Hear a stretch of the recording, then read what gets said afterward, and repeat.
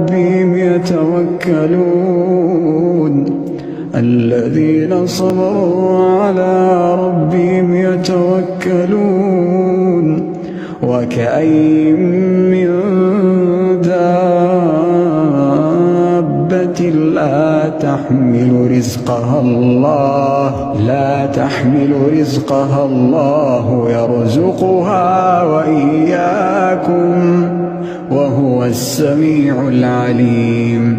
ولئن سألتهم من خلق السماوات والأرض وسخر الشمس والقمر ليقولن الله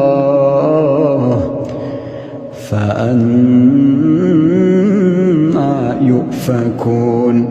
الله يبسط الرزق لمن يشاء من عباده ويقدر له إن الله بكل شيء عليم.